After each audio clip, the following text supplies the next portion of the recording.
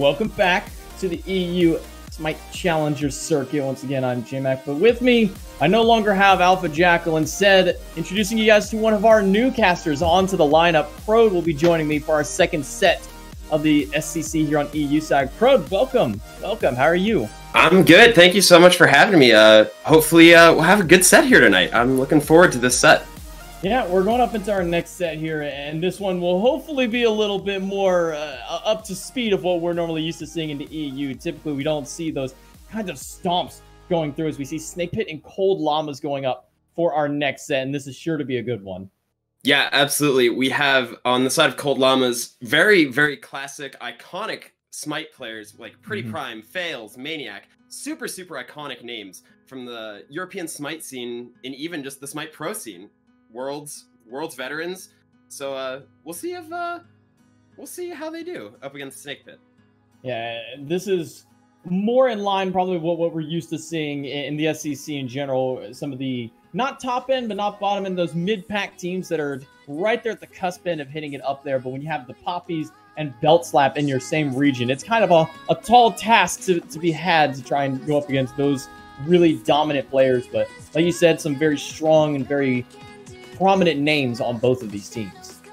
Absolutely. So I don't know, and we're coming into mid-season patch. Shook a lot of things up here. So I'm looking to see how both these teams are looking to adapt. We haven't seen these teams back for a little bit, but going to picks and bans here, I'm looking to see how this Ao Kuang gets banned out or picked, and also these magical ADCs that are so strong right now. Yeah, we've been seeing a lot of the Magic ADCs and a little bit of Ao Kuang here we saw in both games in that last set, though they went two very, very different ways. A dominant performance in game one and then kind of getting dominated in game number two. It's going to be Jormungandr, Snake Pit, and Cold Llamas. Both these teams, their solo laners love the Snake, and they're going to make sure to ban that one away, as well as Persephone. No surprise seeing her taken off. Persephone, obviously, a very, very strong character, still has not been nerfed, and I don't know, she's just so strong. She does a lot of things that no other mage can do. Such good lockdown, such good lane clear, as well as safety. So, and her passive is a little bit annoying to deal with, to say the least. Yeah, it's kind of the mini Kepper. You thought you took him out, and you're like, all right, cool. Oh wait, there's still somebody here hitting me, and I can't hit them back. So you kind of just have to deal with it, in a sense. Bakasura banned away alongside Hercules. We've been seeing a lot of Hercules recently, thanks to the two titans of the SPL who like to play this god. Aurora and PBM have really kept this god in the limelight amongst them, and Horus banned away as well. Morrigan, the last one, again, not a surprise seeing Morrigan taken away. Morrigan, obviously, a very, very strong pick. I mean, if you can turn to any god in the game, does that make you the best god in the game by default? Because you can turn into maybe Cthulhu. But the Cthulhu first pick, no surprise here. Very, very dominant, very strong. And going to be the Freya response. We said these magical ADCs are so dominant, and I'm wondering if Snake Pit are going to answer back, but a Nemesis as well, very, very highly contested in the SPL. We've been seeing a huge rise of the mage ADCs in these last couple of weeks. I mean, what brought them to the forefront of, they went from nobody cares about them to all of a sudden everybody's got to pick them. Ring of the Kate, very, very strong. Magical Iqbal, in a sense. It did give you extra lifesteal as well. Removed. We are playing on 7.7. We're not playing on the bonus patch as of yet. So this is still pre-nerf Ring of Hecate. So obviously some prioritization of that there. Jingwei and Sobek going to be the answers here. So Sobek support, I would assume you're not going to see the Cthulhu in the support role when you have a Sobek. Yeah, we also saw Snoopy try and run the Cthulhu earlier on. It just didn't have the same presence that it can into the solo lane. Nemesis also rising. I think that's a little bit in light of the Golden Blade meta that's been recently re-rising again. Hera as a response for Cold Llamas. And I'm really surprised by the Jingwei. We talked about the magic ADCs, but Jingwei up against this Freya. Is it just because it's the Freya you go Jingwei, or why not just go for one of the magic ADCs to try and counter out against it? I mean, Jingwei has always been arguably the safest ADC in the game. You can dash out of Freya Whoop on the way down. If you get poked out, you can just fly back to lane. So just a matchup that is... Freya can't dominate as hard. If you're going to try to dominate the Jingwei, she's just going to kite it out. She's just going to try to look to avoid you entirely. But in terms of bans coming out here now, we see Kali and Neith banned out for Cold Llamas. Neith probably for the mid lane. And then obviously Kali, very strong jungler right now with the Golden Blade as well. Cerberus going to be the next god locked in, likely going solo for the side of Cold Llamas. But the more interesting ban that I'm seeing here, we haven't seen Chiron in quite some time, but Snake Pit, they banned it away here in the second phase, most likely banning it out of the mid. Why Chiron all of a sudden? I mean, Chiron is a good answer into Neath if you're looking for another one of those hunters mid. Chiron fits that bill. He's fairly safe. He has good lane clear. And he's hard to kill. I think Chiron is kind of slept on right now, honestly. He's very good. The cleanse, obviously, a very good ability as well. Brings a sense of utility and safety to the mid lane. So I like the Chiron ban, actually. He does quite well. Well, Snake Pit are going to round out their draft with Merlin Arachne and Uller. Round out the draft of Cold Llamas as we get set to go into game number 1. Our second set here on the day in EU. Snake Pit and Cold Llamas. Best of 3 for these two teams. So we go into week number 1 of the EU SEC. It feels good to finally be back having the SEC going. Our little break that we had was too long, to say the least. Absolutely, and we do see Genetics back in EU playing for Cold Llamas. Good to see him back. Hazer, the coach for Cold Llamas, obviously he was stepping in the support role for a little bit for them. And here we do see the 5-man grouping on the duo side. We see the Arachne webs actually getting placed on red buff instead of the blue buff. That's something I haven't seen a ton of, actually. It looks like it allows for this Merlin to be able to maybe just clear that, go to the mid, and then pull them over. So she can get that red experience without actually having to be there. I've seen a lot of mid laners recently, and sometimes supports rotate over to help out, but mid laners love to get that red buff right after their first wave, and this can help accelerate that, I think. Absolutely, and especially with that red buff a little bit harder to kill after this mid-season patch. We're going to probably see Angry rotate over to that red, pull it into those webs very soon. Arachne also electing to go towards backs and then blue, the Cthulhu's starting lane. And here we have a freeze out in the duo lane already. Streak Up not getting the farm that the side of Snake Pit is getting, and that's because this Terra is electing to do back camps right now.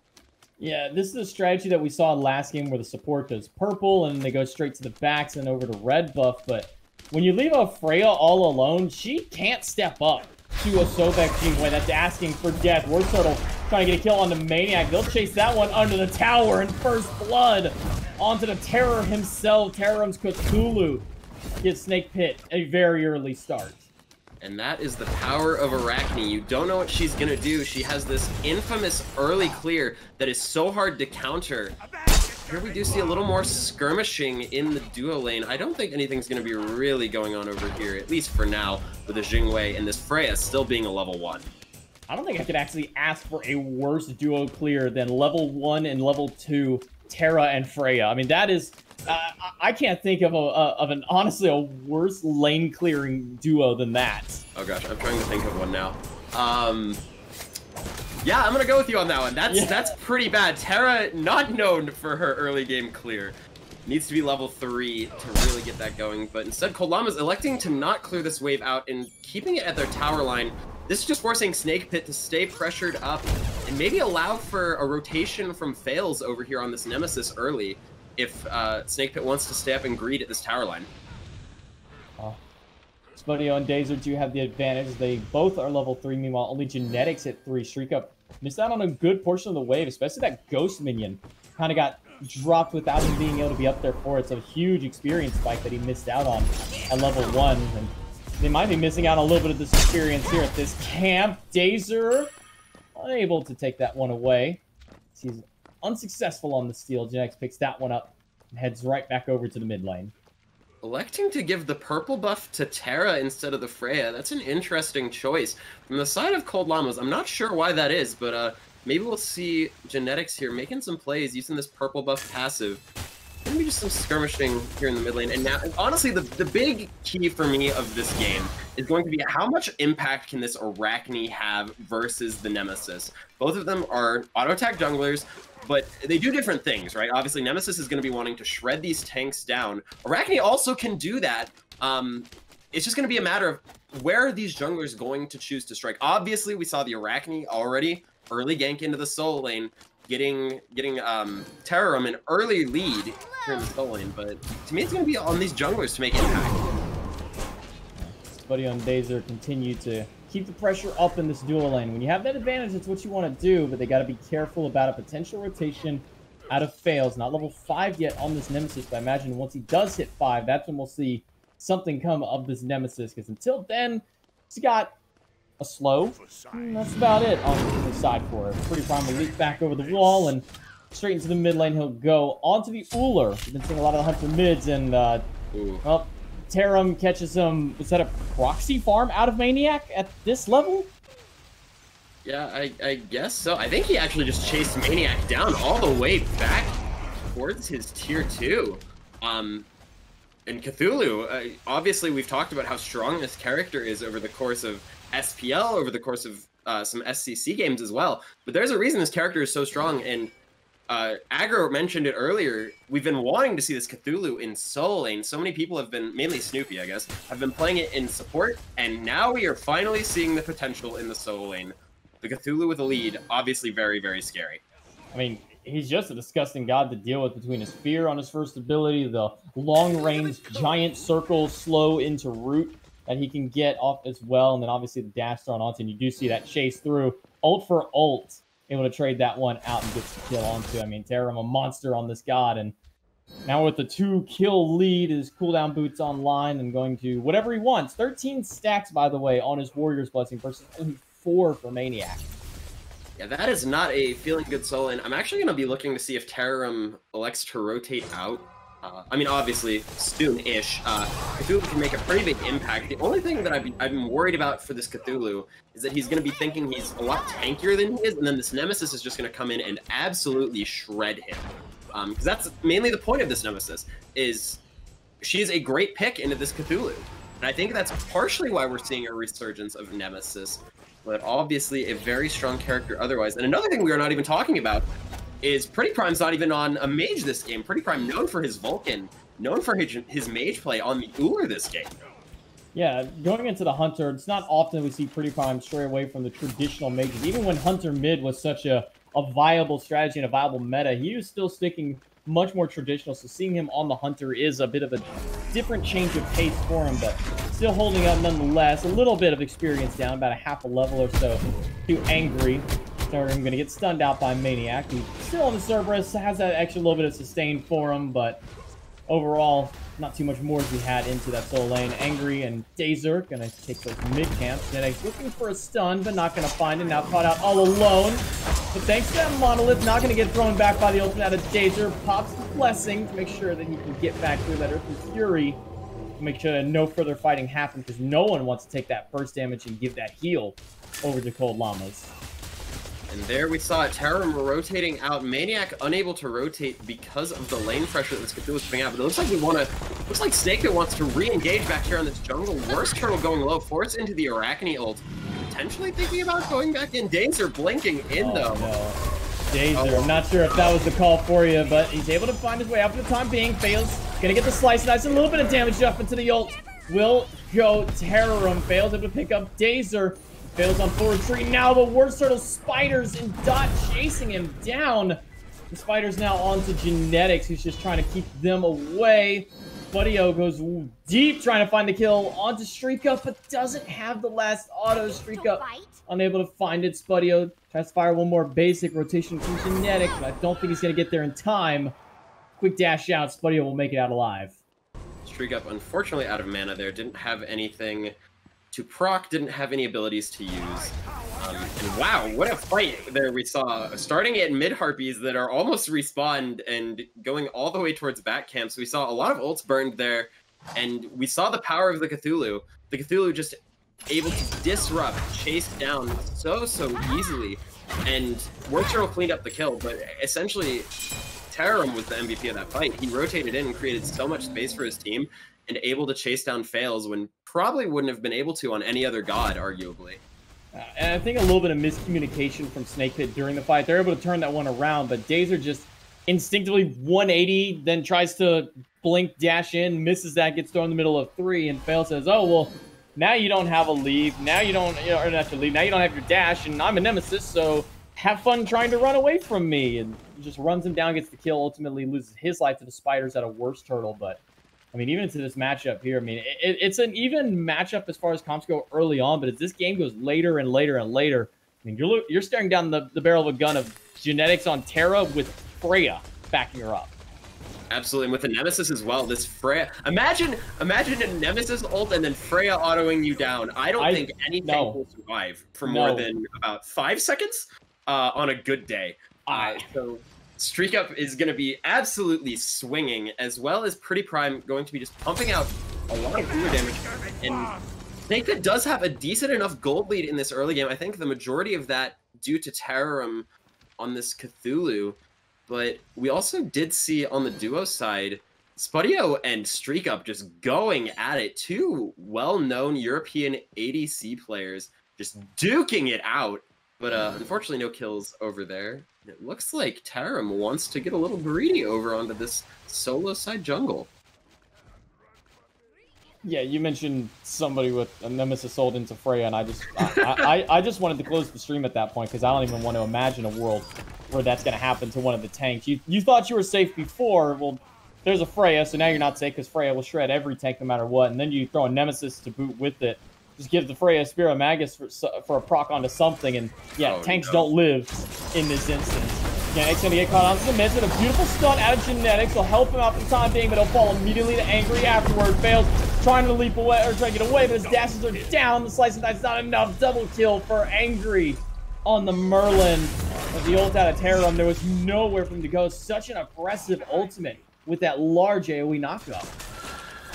Genetics just got deleted there. Thankfully he got the ult off, but Snakepit's starting to run these fights, and it's partially because the Merlin's starting to scale, already has the Magus, this Arachne's doing a lot of damage, has the Serrated Edge, and these item spikes on the side of Snakepit are doing work. Magus and Serrated Edge, just two of them, as well as the Cthulhu, is just unstoppable at this point. How do you handle this Cthulhu, besides a Nemesis ult? You cry. You cry and you hope he leaves you alone. You hope that he pities you enough from your tears. They'll say, you know what? You've already had a rough enough time. We'll leave. But Terrorum shows no fear and no sympathy towards anyone, and he will just continue to W key at you. And as you said, Spirit of the Magus online for Angry. We saw the preview of the new and improved Spirit of Magus and why it's so promised. But he was going to get whooped by Streak Up, but Power Jing Wei, he'll get away. Spirit of the Magus now. Once you hit somebody with the damage from your mid lane mage, or from whatever mage has it, now they take 7.5% increased damage from all sources, whether that's Fire Giant, Gold Fury, Pyromancer, every enemy god, minions, camps. 7.5%, when that starts stacking up, is pretty devastating. Now, it can only be on one person at a time, but even still, you isolate that onto one single tank, they're gone. Yeah, especially with Merlin, multiple abilities to fire off, potentially getting hit by essentially 4 abilities plus the stance change. That is a lot of extra damage that adds up with that scaling on Magus. And so we're heading into the mid game here. And we see Snakepit has a decent enough gold lead to start pressing towards this Gold Fury. I'm wondering when they're going to start to pull it. And if we're going to see Terrorum rotate over, like I said, I think this Cthulhu just needs to start rotating out. Maniac is not going to have the impact that Terrorum will have in these team fights by quite a wide margin. It's going to be on to Fails and Pretty Prime to try to burn this Cthulhu down, as well as Streak Up. Don't get me wrong, we already mentioned the power of the Nemesis Freya combination. No tank is safe, but it looks like red buff potential invade gonna just get burned out. But Genetics gets plucked back in towards Worst Turtle here. He gets burned down, but finally goes down to Terrorum. Yeah, there was no chance once that pluck came through. When pluck hits and half your health is gone from 2 Arachne basics, you might as well kiss your support goodbye, because there's no way they make it out of there. And there's the Golfer you mentioned. Even with vision and control of Cold Llamas, they have no way of breaking into that one. So Snakepit take a second objective for the game. First the Pyromancer, and now the Gold Fury set for themselves. 4,000 gold in the lead now for the blue team, and Snakepit are making a very early name for themselves here in the first week of the new splits. Yeah, this is not looking great for Cold Llamas, and essentially all this gold and all these rotations and all these kills have been on the back of Terrorum and Worst Turtle just pressing up looking for whatever they can find. And Cold Llamas don't have an answer for this. This Freya's not online yet. Genetics isn't tanky enough to survive any of this dive yet. He literally has a Lotus Crown. He's not even into Thebes yet. So it's not a good look for Cold Llamas when they're not tanky enough to survive this dive, as well as they don't have their damage online yet to kill anyone. Yeah, look, as much as I love Lotus Crown on Sylvanas and Terra and any of those other Guardians or Warriors and whatnot that can heal your... not Warriors, obviously, but any God support that can heal your team, getting that Lotus Crown is great, but it's just not a Thebes, especially early on. Thebes offers so much protection, especially when you get that thing stacked up. You are essentially unkillable, not unkillable, but you are very difficult to kill early in the game. I just feel that skipping Gauntlet of Thebes for a Lotus Crown is not worth it. And as we were saying from Genetics, skipping it entirely, he's going to be missing out on an immense amount of protections. Thebes, arguably one of the most stat-efficient items in the game. It's cheap. It gives so many good stats. The only downside is you have to stack it up, obviously. So if I'm Cold Llamas, I'm not sure where I'm trying to find my opening back into this game. I mean, once you get this Nemesis spike online, she already has the Brawlers. I'm looking to see if she's going to go into more Pen or into more of an auto-attack-based Nemesis. Because both are viable. Both are very, very good. We've seen adapting in the FPL not even going into Golden Blade. So I'm looking to see if she decides to build in a more auto-attack-based build. But Dazer's going to get Zove on here. Nemesis and Terra ult coming out. Worcester ult. They want Genetics, but the Terra passive doing work, not getting plucked back in, and here comes Fails. Well, Fails going to jump into the midst of it. Immediately back in tower he goes. Terra and Maniac on rotation, but they're just keeping each other out of the fight. Fails has decent HP, but Pretty Prime and Genetics so far down on the health bars. Dazer as well, taking quite a bit of poke. Streak Up trying to make his rotation through. Ultimate out of Maniac, but Terran's going to clip the wall, and it's going to get the Valkyrie's Discretion out of Streak Up. Not enough damage and a good fear out of Terrorum to make sure that Maniac backs off. All 10 players fight it out in the mid lane, but ultimately come up with zilch for the score count. Yeah, the only ult we didn't see get used there that's your big team fighter is Terrorum's ult on the big Cthulhu ult. Other than that, everything else was used. And man, Terra passive actually saved Genetics there. Otherwise, he would have gotten plucked back into the team. We also did see Maniac elect to ult Terram back into his team, but unfortunately, Cold Llamas was so far back under the tower that there was no follow-up there. We might even see some more skirmishing going on here in the mid lane. Well, Streak Up takes an Ice Bolt from Angry from long range. Terram up into the ultimate form as he dives right down onto Streak Up, forcing the Aegis out of him immediately. That's the first big relic down for the carry. Another AoE shot from Terram, the Sun on Genetics, but Pretty Prime manages to find Dazer, who is just a little too overzealous in the mid lane. Terram has lost his transformation, is now on retreat. The CC gets stunned out, locked up to the sky with the whoop, and Streak Up manages to find the kill. Worst turtle in the middle of all of them. Takes so much damage from Pretty Prime and Streak Up, and he's forced to retreat through. Using the web for a little bit of extra mobility, the tanks are down and Snake Pit are caught running. Cold Llamas playing very patiently there, waiting for their ultimates to come back up, just sustaining with this Terra. And there we actually saw Genetics get 2 rounds of the Terra ult off in that fight, or a pseudo fight, I guess. But the Terra sustain there actually just lets Cold Llamas sit back, say, hey, we're just going to wait. We'll see. We know Terram still has this Cthulhu ult. Let's just wait, see if he elects to use it. And they just played it so patiently. And Snake Pit got a little antsy and greedy there. And you can see the damage numbers coming out of Streak Up. Just 4 autos able to take Worst Turtle from full to nothing. Hitting for, looked like about 260 plus an auto. Has a Hecate online. Demonic Griffin going to another one of the 4 rings. I'm seeing a lot of the 4 ring build coming out of Freya as of recently. Obviously, the ring's very, very strong. Probably electing into the Telkines. I'm wondering if she'll elect into the Hastened ring. Obviously, still a very, very strong item. And, I mean, Freya just swings so hard. Whatever you build on her, she's going to swing. But these rings, they just do so much damage. They give her so many good stats. Oni Fury going to get secured by Cold Llamas. And now Snake Pit want the chase, but I don't think Cold Llamas is going to give it to him.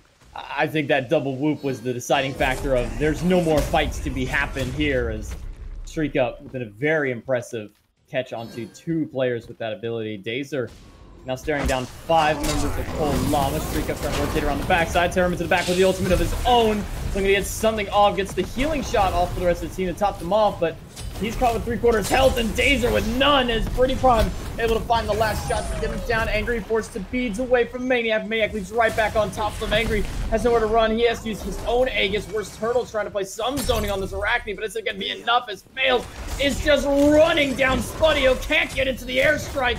Maniac finds Angry, who was still left all alone. Worst Turtle up into the infinite web just to use some kind of escape and tear him. The last one through. Maniac trying to find him. Nice. Breaks his ankles a little bit.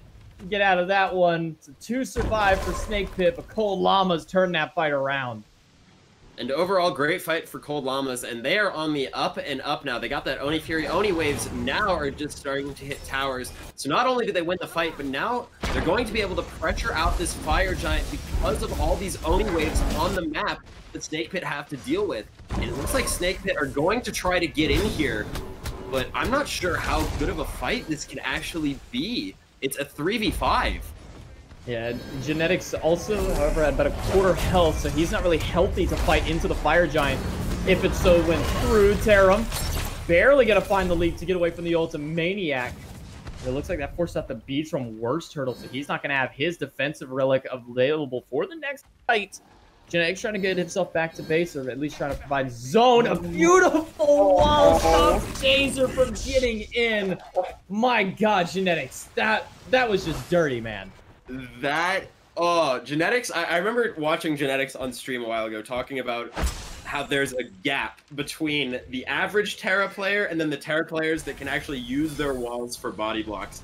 And that is the example. That is your high-level Terra play. And Fails, we're going to take a look at this replay, just ripping through the backline. And this is what we're talking about. This Nemesis needed to get some items online. Elects to go into a hi-rez, so a little bit of an auto-attack base, a little bit of ability base. But Fails was just able to run rampant there. And you saw the patience out of Fails. He goes in, gets about half the health on the carry, and says, okay, my kit's down, my safety is down, wait for my cooldowns to come back, and then immediately jumps back on as soon as he's got that shield back up, as soon as the Slice and Dice is available. And speaking of available, the Fire Giant under half health. Cold Llama's gonna back away from it, tear him up into the ultimate, looking to do something to try to turn him. Gets a 3-man knockup, and he's getting destroyed inside that ultimate. You just made yourself a larger target for Streak Up, and he burns him down. Another kill on the board for the Freya carry. 2-0-2 now, with that Telekind's ring online, chunking just a little bit harder. I wish we could see a graph of damage over time that this Freya has done, because it'd be a safe bet to say that right around the 15-minute mark is when the majority of this Freya's damage has come out, and rightfully so. We talked about how good these rings are on her, and she is going to be swinging, shredding every single tank, and that's not even with Nemesis. So, Cold Llama's pulling this Fire Giant, and it's going down. Get it, Snake Pit stealing away! Coming through the side, able to get it with the blade, or not steal it that way, blade arrow, not enough to secure it. Angry manages to pick up Maniac with the help. It's a 2-for-1 trade, but tear him down earlier. Snake Pit with an insane steal into Cold Llamas turn this game back around towards their favor instantly. Wow.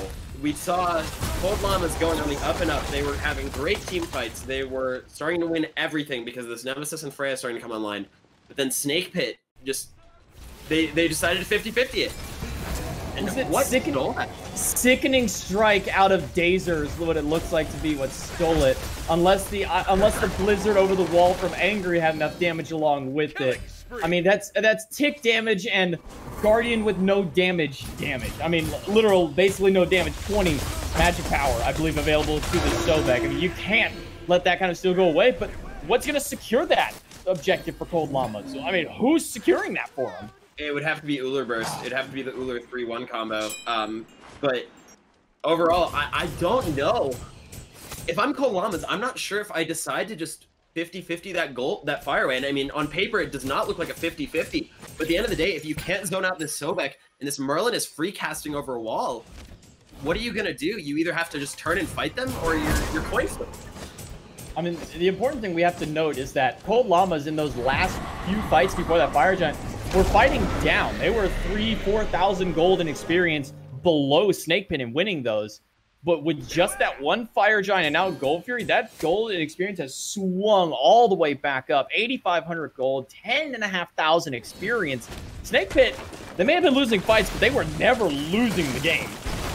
Yeah, this game is broken wide open. I know we say that phrase a lot, but this is the breaking point that Snake Pit needed, and whether that be off of the lucky steal or just taking a really good fight, there we saw Pretty Prime getting soloed down by Worst Turtle on the duo side of the map.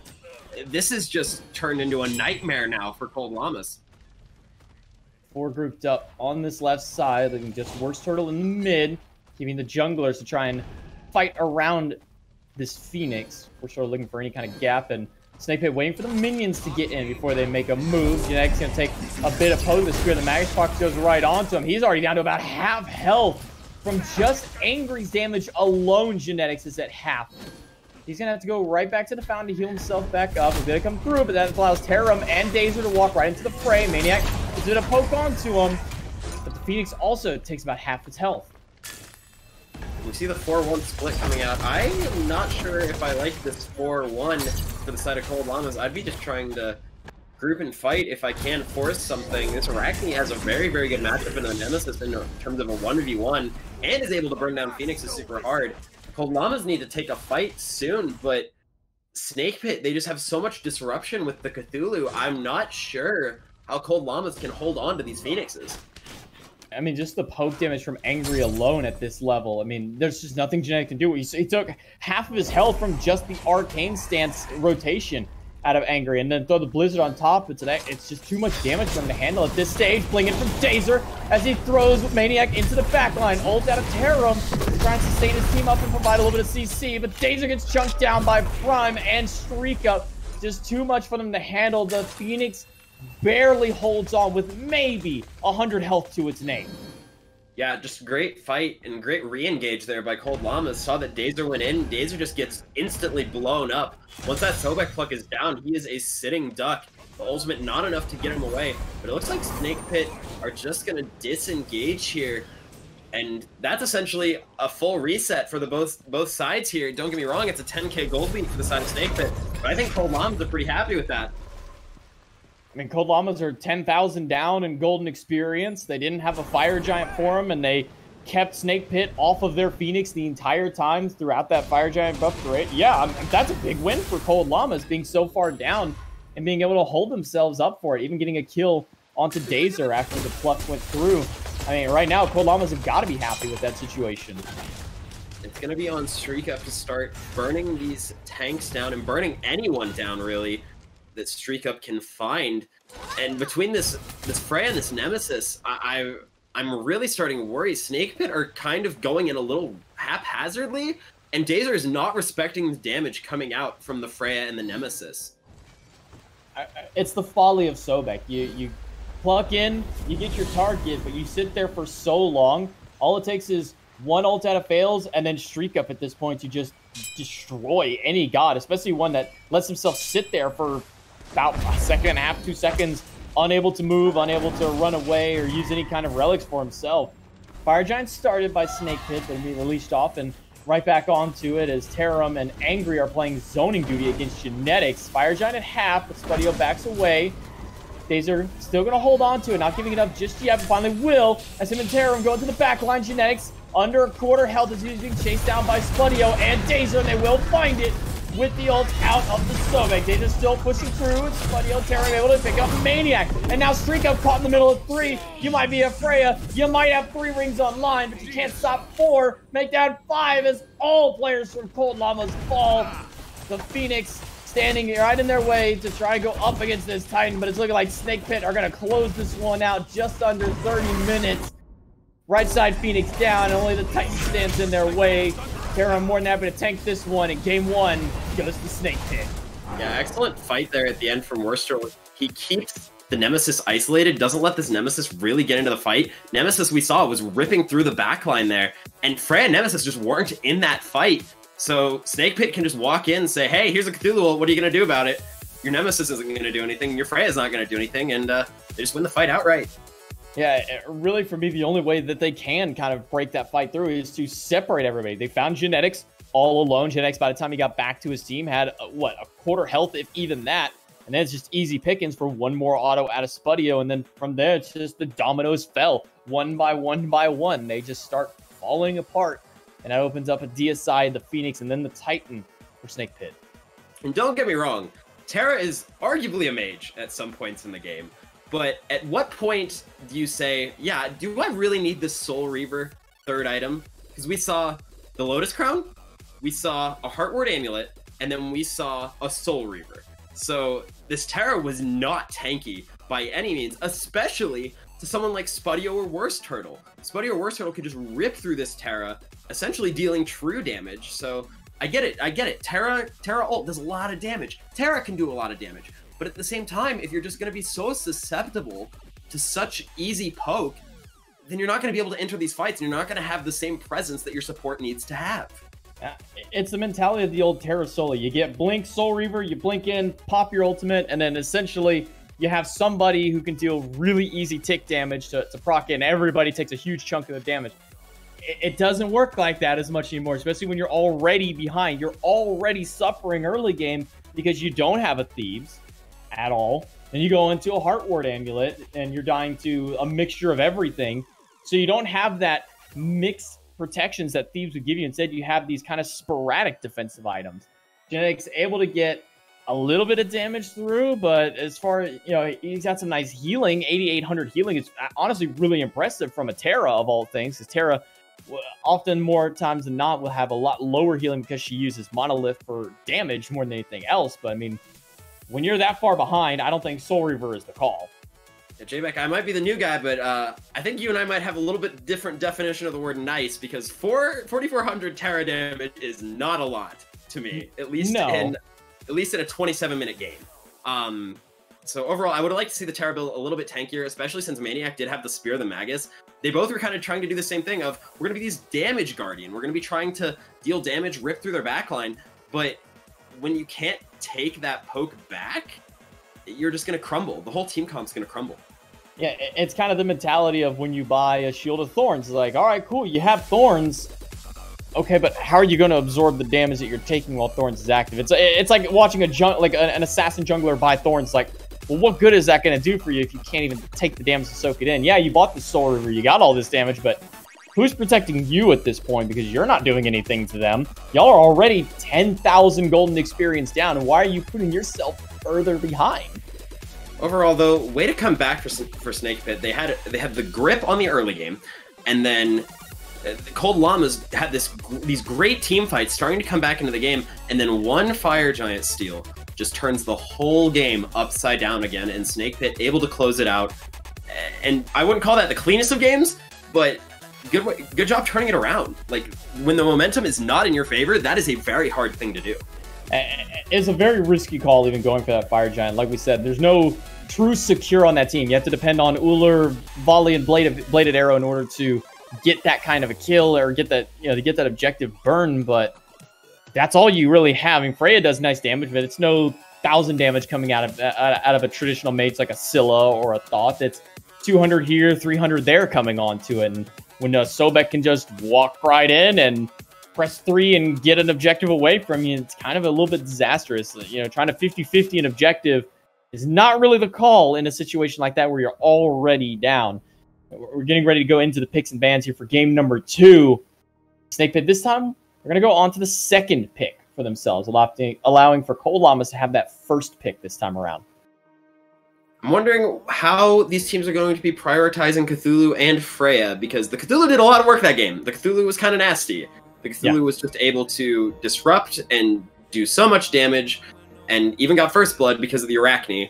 But the Freya kind of felt uneventful other than those few mid-game fights. At the very, very end, I mean, obviously you're down 10k, but the Freya wasn't able to get into the fights.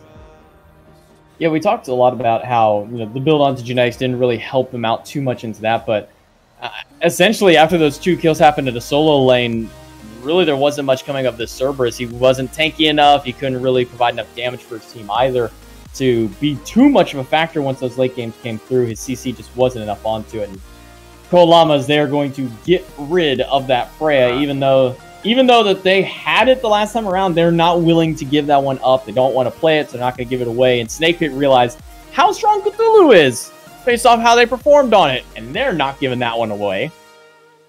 Morgan is well banned out. We already talked about how strong she is, and Persephone, but also we see a Bakasura ban coming out here. Now, Bakasura obviously still a very, very strong character, arguably one of the strongest auto-attack junglers. I'm curious to see if these teams are going to be prioritizing Nemesis, but instead it's a Jing Wei first pick for Cold Llamas.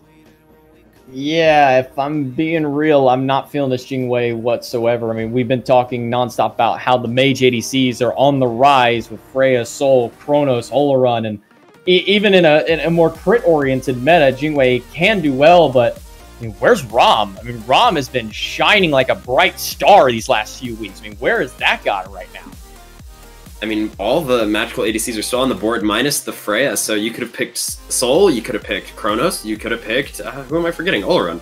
I mean, I guess Olorun's not the greatest first pick, but we do see the Sobek Merlin answered by Snake Pit. The Merlin did do pretty good work that last game, and Cerberus again for Cold Llamas.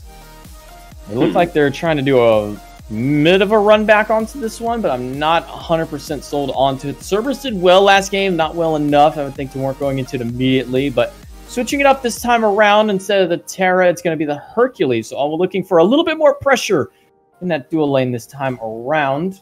Ho Yi, for the flip side on Snake Pit, we've been seeing him rise a lot recently, even with or without the crit, the amount of damage that Ho Yi can put out in a 1v1 is just absurd. I'm just wondering, where are the magical ADCs? Where are they? Like, they're still all open. I guess neither team prioritizing them that much. But I do like this Hercules a lot more than the Terra. If Genetics wants to play this style of, I'm going to run in, I'm going to be doing damage, Hercules does it better than almost anyone if you're going to build not so tank, at least. We do see the Olorun getting banned out here, and that's curious to me. That would have been an Olorun mid that Cold Llamas would have been picking that for. So Arachne also banned out, though, by Cold Llamas not wanting Worst Turtle to run that back. Not entirely out of question. We did see Captain Twig play the Olorun earlier today as well, so not surprising to see that he still has that viability in the mid. But here's a god that I would have imagined would have been completely out of viability after the changes to Cursed Ankh and to Sunder, but Nike makes her way onto the battleground here for Snake Pit after such a dominant second split performance out of this goddess. Seeing her make her way back here into split number 3 is a little curious for me. Kali, on the flip side for Cold Llamas, they go for their hyper carry jungler. Kali, very, very good. Arguably the best auto attack 1v1er, I should say. Out of all the auto attack junglers, Kali has the best matchup in a 1v1 versus any of the other ones. Poseidon, though, is a little curious for me. I'm just wondering what this setup is going to be looking like for Cold Llamas, because there's a lot of disruption, a lot of pushing. They're going to have to make sure their communication is on key, that Hercules isn't pulling anyone out of Poseidon. Kumbhakarna also going to be the last pick here. And I'm also curious, Genetics, are we going to see the Sunder first relic for this Nike? Possibility that we might see it come through here, but it's going to be the blink out of Genetics. Pick that one up for his Hercules. Days are going to go for a blink of his own. Worst Turtle going for a blink as well. So 4 blinks on the map. Supports and junglers both opting for it this time around. My big question mark is, as much as I love Kumbhakarna, I think is a fun god to play, even though I know people going against them is not fun. They get to sit there and watch, they get to sit there in a cutscene for about 6 years of their life. But his lockdown in this composition is size, but I always ask the question, where's the follow-up after the ultimate for him in this case? And I guess that's going to be Angry is going to be popping all the Merlin damage once the opponent falls back down. But J-Mac, something else I want to talk to you about here is we got 2 junglers on the side of Cold Llamas. Genetics electing for the Assassin's Blessing, kind of saying that he wants to be not invading, I guess, because you wouldn't be stacking it, but wants to be doing these jungle camps a lot. So we'll see how that goes. Genetics going for the new Ghost Minion strat where you let the support make sure to pick up the Ghost Minion alone so he hits level 2 beforehand. And they're going for a very early invade. This is the strat they want to go for, is take this red buff away from the enemy team And basically, essentially, you set yourself as a secondary jungler. You don't want to be in dual lane. You want to be in their jungle. Getting that extra bonus damage is going to be enough to steal it away. No, it will not, because Hand of the Gods out of Dazer will make sure to secure that one. And all for naught. Purification beats out a streak. I mean, he's caught in the middle of 3, and Worst Turtle and Spudio team up, and Spudio on the last hit for it. First blood goes the Snake Pit. Yeah, a little bit of aggression there from Cold Llamas gets turned around on them, unfortunately, because they liked to do the strat where genetics hits 2. Streak Up was not 2. The Jingwei did not have an escape and just gets collapsed on instantly. A good knockup from Worst Turtle, as well as a good leap in from Spudio. Just too much damage, and the Jingwei just had no answer for it. That's the downside of that strategy, is you put your Hunter behind. Even if it's only 1 creep's worth of experience behind, that's still 1 creep that you didn't get by going and splitting at all these other camps. So Streak Up unable to hit that 2.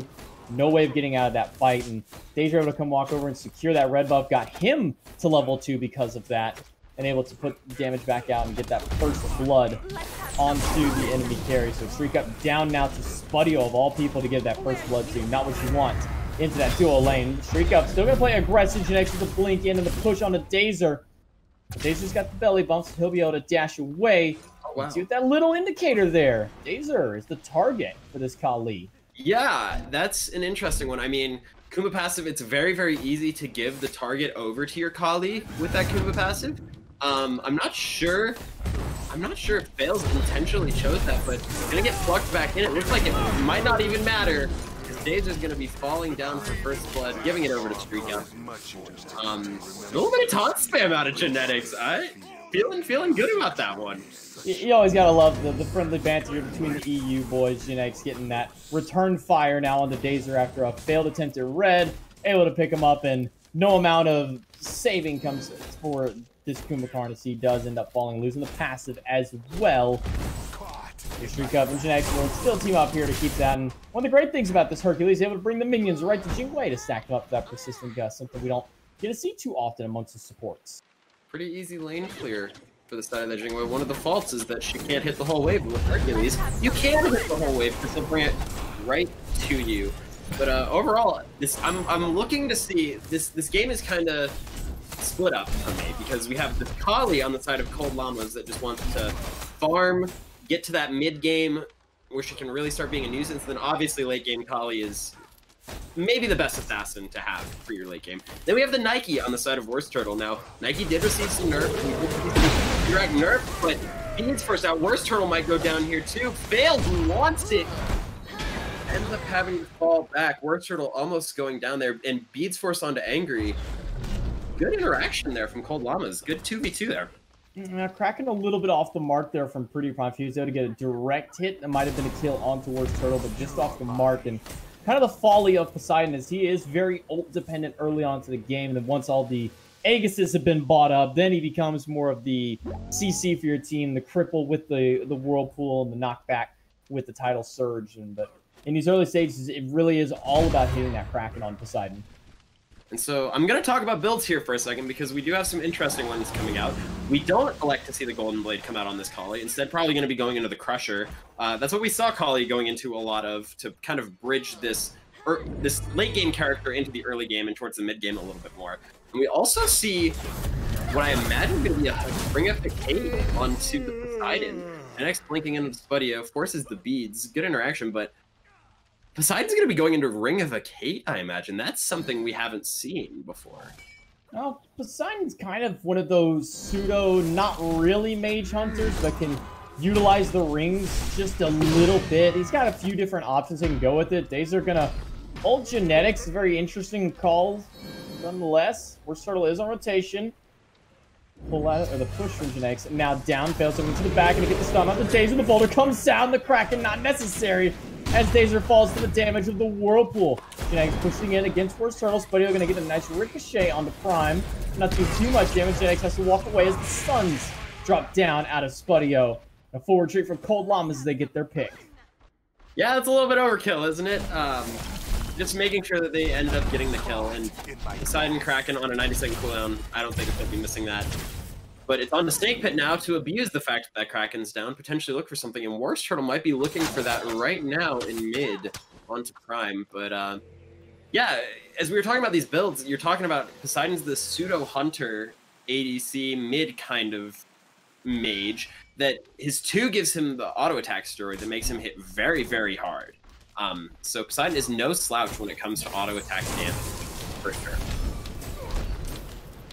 You can see in the replay, Prime getting the credit for that last kill there, and all of this starting over a purple buff, by the way. Genetics tried to invade, and he says, no, stop invading my purple buff, and then the rest of the teams rotate over, and they really want to fight for that purple buff. They do manage to get it. The Cold Llamas come out on top with the kill and the buff, and about 1,000 gold to their name as well in the lead. Chico going right back into the lane to farm up himself. 2,000 experience in favor as well, Cold Llamas. And Cold Llamas, a little bit different start according to from last game. We saw that Snake Pit had the grip on the early game last game, but now Cold Llamas coming out swinging, and this is what that Hercules wants to do. He has the Assassin's Blessing. He wants to be in the enemy's jungle. He wants to be pressuring these camps. Only 28 stacks, but I think he's getting his worth from the bonus damage onto those camps. So this Hercules overall doing what it wants to do, and I'm liking this look a lot more than the Terra, to be honest with you.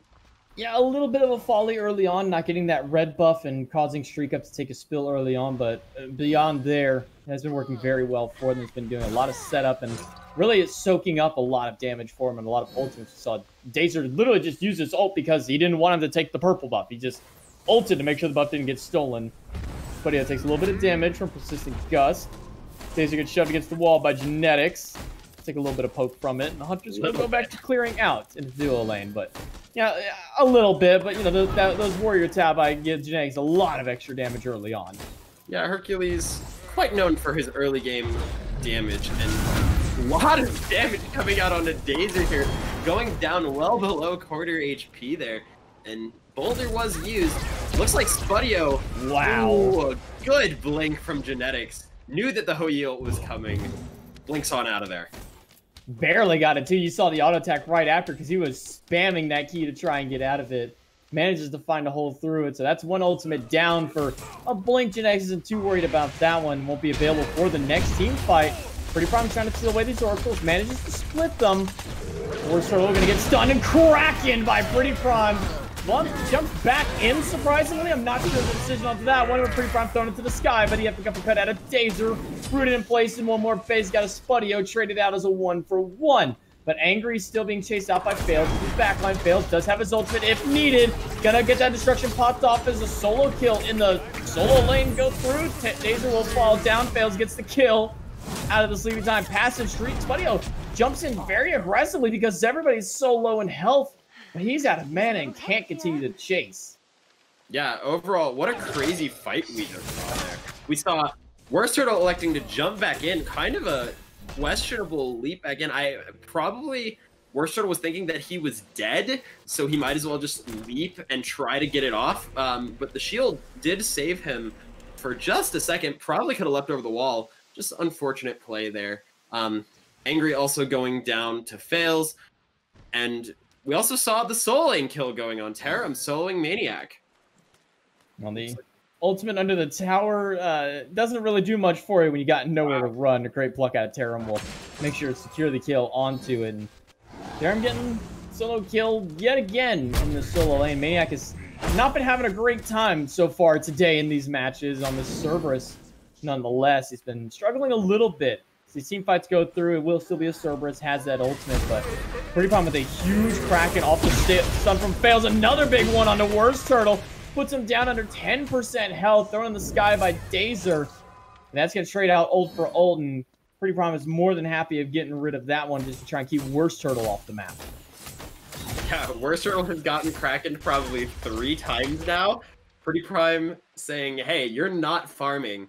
Is Nike not having a great time? We actually see the Nike going into magical defense, probably an Ansile, but how many times can you say you've seen a Sobek solo kill here, J-Mac? That was a good kill out from Tarim. Gold Fury going down, Cold Llamas able to secure it with the Hercules Boulder. Genetics going to go down in return, but if you're Genetics, I don't think you're ever too sad about losing your life for a Gold Fury.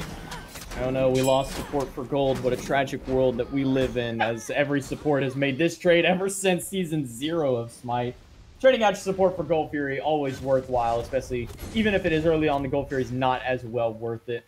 But as far as Sobek solo kills, on Guardians, unheard of. On Assassins, maybe. Warriors, not really. Just seeing a solo kill by a Sobek in general, especially this deep into the game, I can see level like 1 through 5 maybe, get that early level 5, catch his leap out, but when you're level 11 and 12, I'm not sure about that one. Taram's just getting the better end of that trade.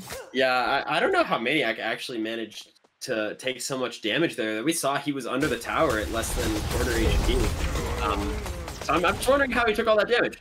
But overall now, Gold Fury is down, so I'm wondering if Cold Llamas is going to elect to pressure mid here or look to pressure towards this Pyromancer. I imagine that's what they're going to start doing.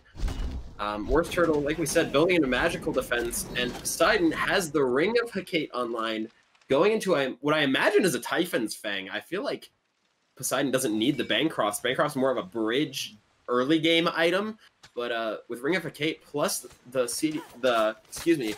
lifesteal on the power boots, this Typhon's Fang is going to get a lot of worthwhile power just from this lifesteal.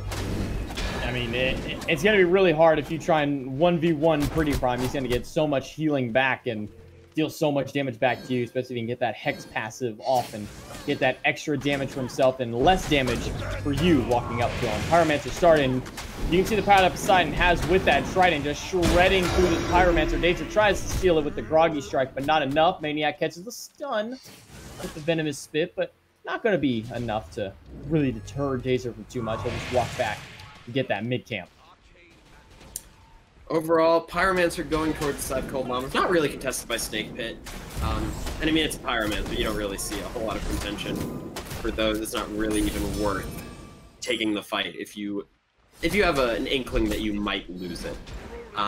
Overall, looking towards this mid-game, I'm really liking the side of Cold Llamas. This Poseidon is going to be hitting very, very hard with this Ring of Hecate, as well as Kali is starting to get towards the late game. We see that Hasten Katana coming out, and Taram is just getting stuck. Fails is on him like glue, but ends up not wanting it, realizing that the rest of Snake Pit was right around the corner. So this Kali is starting to get towards the mid-game, though, and I'm looking for some explosive plays out of Fails to kind of break this game open. Yeah, I mean, in reality, how do you slow down this Cold Llamas team going up in towards this later stage of the game? You have Poseidon that's already starting to get a name for himself. Now as that Typhoon's online, you have a Kali going into late game. I mean, what is Snake Pit's answer as we start pushing closer to that 20-25 minute mark? And honestly, it's going to be on this Nike to try to disrupt these team fights, as well as the Sobek. I'm looking towards the Sobek. Sobek can really get on Pretty Prime pretty easily, and with the anti-heal from Sobek's Sickening Strike, he can effectively deal with this Poseidon decently well. So I'm going to see if Taram can actually force out Pretty Prime, as well as maybe trying to see if he can disrupt Fails as well. So Taram got to disrupt in these fights, as well as Dazer. I mean, Dazer can also force out Pretty Prime pretty well. So yeah, it's also going to be on to Streak Up and Spudio. We'll see how these two ADCs are able to come in. We do see the Atalanta's bows picked up for both ADCs. This item receiving a rework on the mid-season patch, receiving the 20% 10. But it looks like Cold Llamas want to fight here. Big Kraken coming out from Pretty Prime, forcing down Worst Turtle again, and Dazer goes down to half as well. Worst Turtle managed to get that ultimate off just in time. Blinking from Fails, the stun on the 2, the boulder out of the support, but Fails has the destruction passive, will leap on the Angry, but he's got the flicker to get away, and now they're just waiting for Fails to lose that ultimate and lose that immunity. It will fall as Angry. He's running for the kill. Big ricochet on the genetics from Spudio. Slowed down in the stun. Spudio will leap into place, but a leap in from Worst Turtle as he's back from the base. Streak up into the airstrike, but where are you gonna go? Back to your own fountain. Double kill for Worst Turtle, and Pretty Prime with no mana left just has to watch as the rest of his team falls. It looks like Cold Llamas just got a little bit too greedy there. It looked like they wanted to take the fight, and Fails just blanks in onto 3 people, takes so much damage, gets Kumba ulted, and that gives Snake Pit enough time to disengage on the fight. Kali then, here we go. We see Kali get ulted out, gives an Angry enough time to peel out. Angry is able to blink away and then just hits the Empowered Merlin auto to get the kill. I think Fails just jumped the gun there a little bit. But with a great ricochet, hits 2 players, drops the stun on. Instead of leaving it immediately, you can see kind of a little bit of hesitation with it, but then just patiently waiting onto the back end to help pick up those 2 kills alongside Worst Turtle, who manages to get that double. Great pathing onto that one to make sure he can stay this way out of there. And all the while the replay's going through, we do see the Primal Fury fall to the side of Snake Pit. Dazer go through, get a little bit of CC on genetics, but he'll be able to dash away from it. 7-5 reads the scoreboard, and dead even on the gold for the 2 teams as they have a basically net of 0 on both ends, gold and experience, only 500. Spudio and Streak Up having a little bit of a box match. The beats down on the Streak Up, and with the knockup available, Spudio gets the solo kill on the Streak Up, putting themselves at 8 kills now for Snake Pit. Hou-Yi, one of the best 1v1 hunters in the game for a reason. Jingwei not known necessarily for her 1v1 prowess, especially building crit into Hou-Yi. With Hou-Yi's path not able to be crit more than once within, I believe, a 4-second span, I want to say. But Hou-Yi's anti-crit passive obviously makes him very, very strong in the 1v1 against Jingwei. So I don't know if Streak Up thought he just had, if he would live, if he could ult away, but Spudio just destroys him there. And now it's going to be on to Cold Llamas to battle back into this game. They had the early game, and now Snake Pit battling back. Snake Pit, overall, very resilient team. They've had deficits and overall have come back into these games very, very well. Yeah, Snake Pit has kind of been that 3rd place holding team amongst this EU region. They haven't really been able to stand up to Belt Slap and Poppies as well, but against all the rest of his teams, they've been holding their own, and they've been showing that they do have that level of resiliency. They're not willing to just bow down and give up a lead or bow down and give up anything else. You know, they'll hold the game as long as they can. And as this game goes later and later, both teams kind of have that win condition for themselves. Like we talked about earlier, it's kind of Fails on this Kali, the late game hyper carry. And you're thinking it's over towards Spudio and maybe Worst Turtle here for Snake Pit. Yeah, and I have just received word that Hou-Yi cannot be carried for 3 seconds, not 4. My apologies to all you Hou-Yi mains out there. But yeah, it's going to be on to Spudio and Streak Up to make the difference in these fights. Both of them building into this crit. I'm expecting them to just try to get in here and delete down some of these tanks, honestly, if they can. Genetics going to be a little bit more susceptible, as we see he has Sledge. Maybe going into... There are a couple things he could go into here. He could go into the Regrowth, or he could probably go into Thieves. I imagine it's going to be a Shield of Regrowth with the Hercules heal. But it could be either in theory. Kali does get her kin size online, though, and that's going to be a very big power spike for Kali. So we'll see how the Kali is able to fare in these fights now that she does have the kin size. Well, we do see the Rage finish for both hunters, but 2 tiers into the Shuriken already as Spudio, so a whole half-plus item ahead of Streak Up for the time being. Snake Pit still holding a very small 700 gold lead, basically nothing at this stage of the game. The experience pretty much dead even as well. All intents and purposes, in 19 minutes, this is a full wash of a game. Anything can happen with just one team fight. Fire Giant and Pyromancer both available. Gold Fury down for a little over 1:15 as we get ready for wherever the next fight's going to break out. I mean, where is the Gold Fury the next call for these teams, or is it to maybe try and get a pick in a tower? I imagine it'll be around this Gold Fury. It's such a neutral game. And I imagine it's funny going to be engaged on here, though, not allowing him to 1v1 anymore, instead electing to make it a 2v1, says Genetics. And yeah, I imagine this is going to be around the Gold Fury side. When a game is this even, you're looking for anything to just make that little bit of difference to get you ahead, and a Gold Fury is the perfect spot for that. There's also so much you can do on the side of the Gold Fury. You can, once you get the Gold Fury, you can go and invade buffs. You can pressure down mid tower, or even elect into a Pyro. But it looks like Genetics want Gazer in this jungle here, going down very low, but not able to clean up the kill. Good CC from Angry, make sure that he can get his support out of there. Worst Turtle trying to get some damage with the Ren, and we'll put a little bit of poke on a Pretty Prime. I'll prefer a Brawler's Beat Stick, because the amount of lifesteal that just one god has picked up. On top of that, you obviously have a Kali and a Hercules. You got to get something for it. So I'm going to throw Maniac back into the tower. Doesn't elect to want to try and finish the tower. Instead, we'll just live through it. Worst Turtle leaps over the ultimate. Angry's here with some damage of his own with that Spirit Magus online. And that extra damage coming through. Angry teams up with his team in order to take down the solo laner. Maniac takes a second fall this game.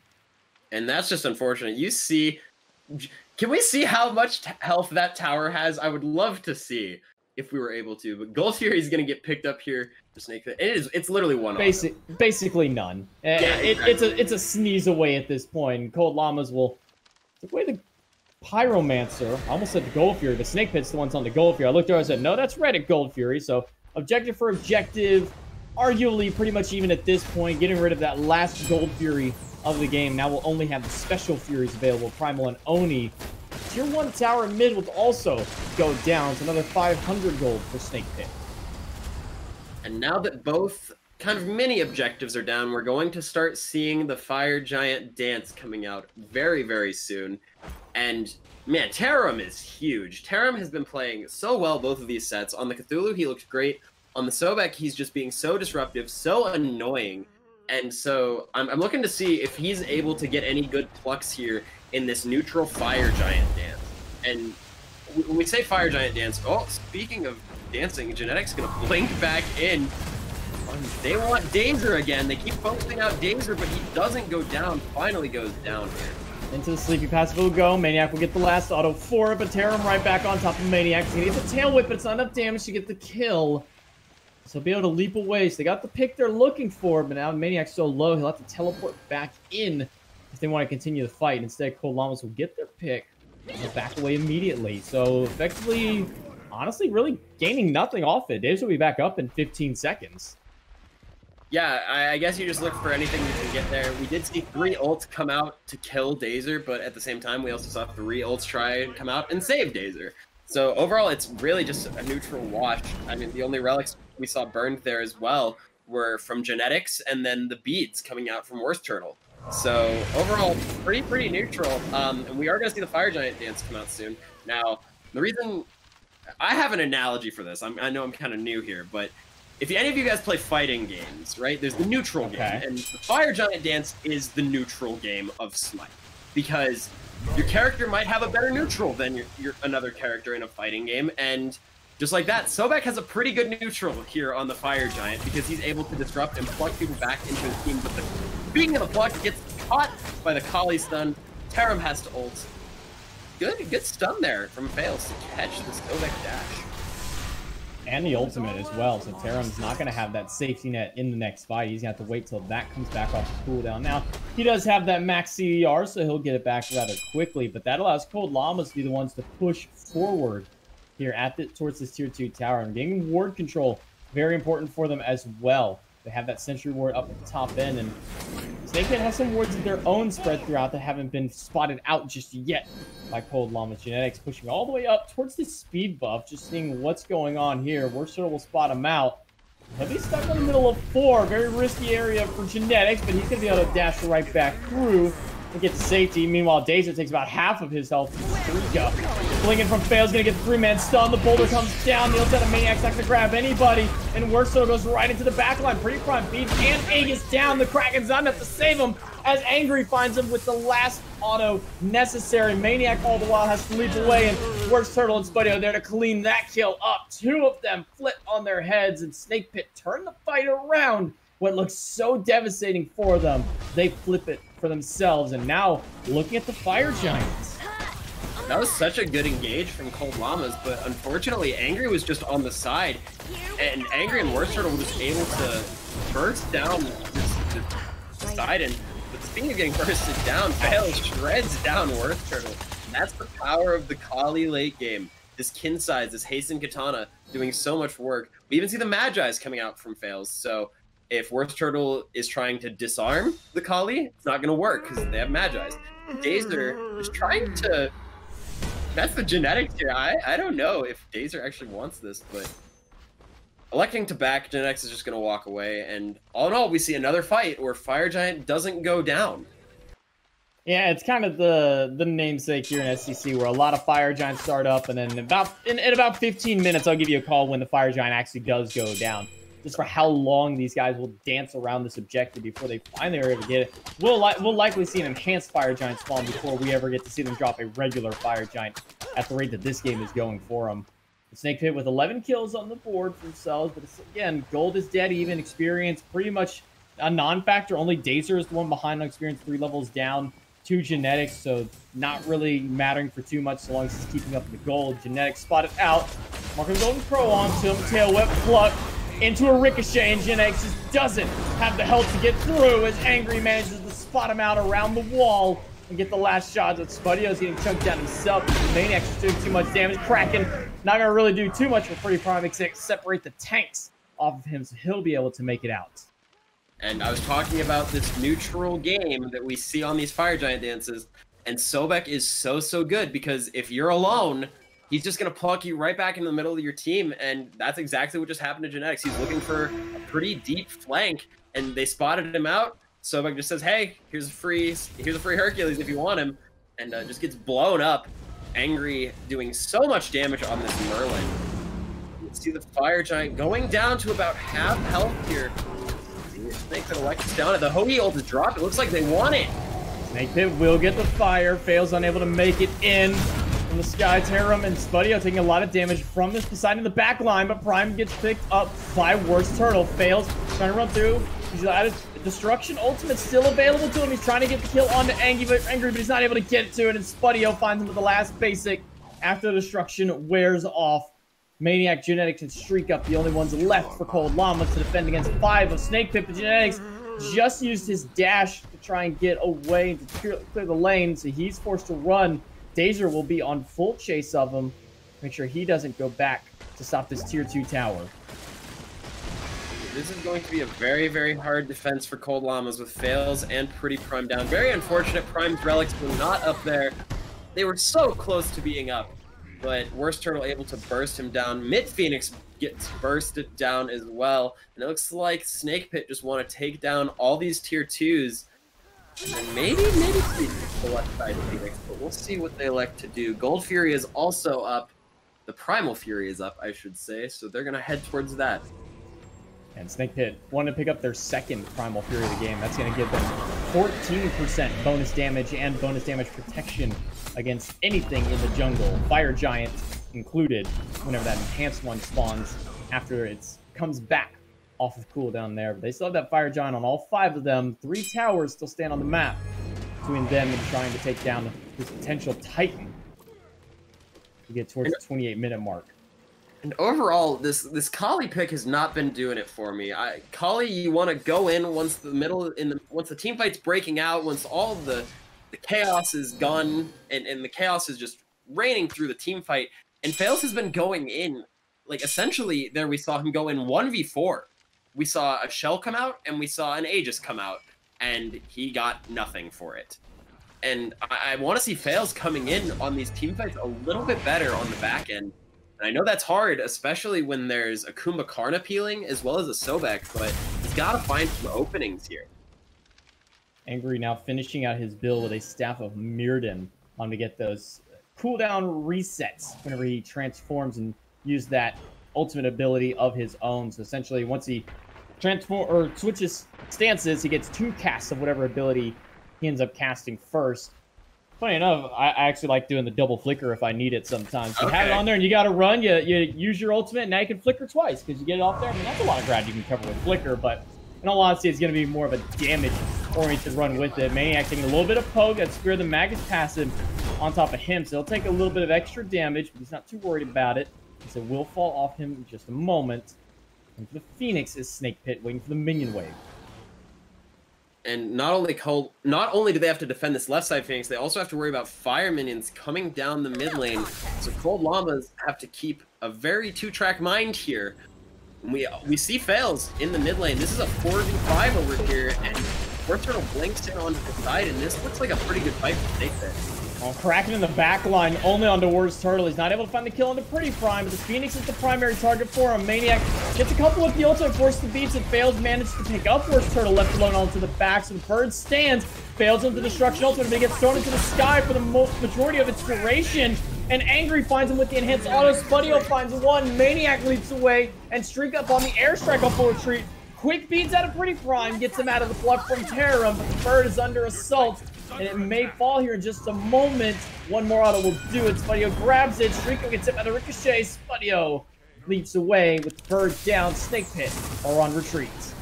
This is just a reset. Snake Pit got everything they wanted there, minus the win, obviously. Probably would have had a deicide for that, but they're coming back. I don't know. What are they trying to do here? Maybe looking for an end here? It's a little bit risky. They don't have any sustain left from Fire Giant, and Dazer's already down to a quarter health from 3 autos out of Streak Up. I don't think they can commit onto it. Dazer's gonna get the Blink Mez onto 2. Maniac unable to get too much off onto it. Because of that, though, Snake Pit, they don't have the damage, and they don't have the tankiness available to try and go for this Titan. So instead, they will back off after Dazer and the rest of the team take a little too much poke.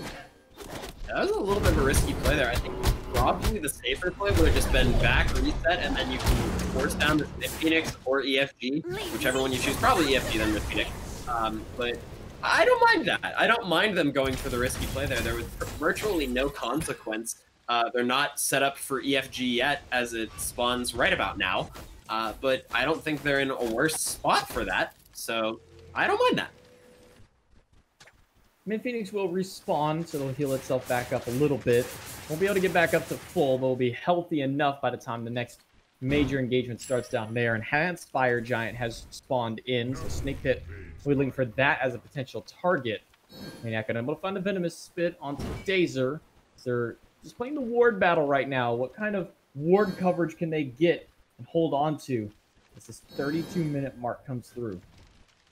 Pyromancer going down all the meanwhile. Cold Llama really forced out here. Snake Pit going to be looking for this EFG next, and Cold Llamas have to worry about 2 fire waves to deal with, one in the duo side and then one in the mid lane.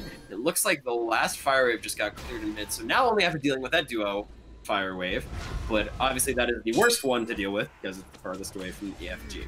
So it's really going to be on this Kali. If Kali can get in and disrupt this backline, this should be a good fight for Cold Llama. Spudio has been sitting here damaging the Fire Giant this entire time. Days are soaking up the damage from it.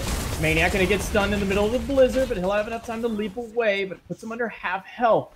Dazer right back onto the Fire Giant, allowing Spudio to keep putting the poke onto it. Angry continues to put out burst damage from this Merlin onto Maniac. It's forcing him to leap away. Ultimate out of Worst Turtle. He's pushed back by the title surge at a pretty front, but he's under half. Dazer pushes forward, looking for anything, but they isolated out one. And yet, Genetics has nowhere to go. Prime thrown into the fray, and he'll be dropped into the clutches of Angry as he picks him up. Ultimate out of golly, but Fails is thrown right into the sky, and the destruction will wear off. 2 more kills on the board, 1 for Angry, 1 for Spudio, and make it a triple kill for Angry. And very likely the game for Snake Pit as they close this out just after 33 minutes. Snake Pit don't even care about the Fire Giant. Right to the Titan Room they will go for game 2 and the set. Worst Turtle had an amazing blink in there, got so much damage off onto the farm and onto Streak Up. So overall, great game from Snake Pit. They battled back from an early game deficit and just cleaned that up pretty nicely, honestly. Really, for me, what kind of came down to it was, you know, jokes aside, mid a little bit different in this one. Angry was left unchecked for most of that game, allowed to... You saw him playing as a frontline, as a Merlin at that Fire Giant. He was keeping the solo laner out. There was no way for Maniac to get into there. Meanwhile, Pretty Prime sitting so far back. What is he going to do in his tanks? Anytime he got dove, there was the Kraken onto no one.